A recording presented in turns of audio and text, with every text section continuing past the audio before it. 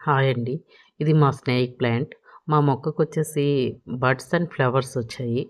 ఇది మీరు గూడా చూస్తారని ఈ క్లిప్ తీస్తున్నానండి.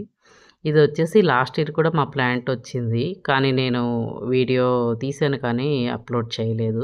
ఈ ఫ్లవర్స్ చాలా స్మెల్ చాలా బావుంటాయండి. ఆల్మోస్ట్ ఇవి నైట్ క్వీన్ స్మెల్ ఎలా ఉంటుందో అలా ఉంటుంది.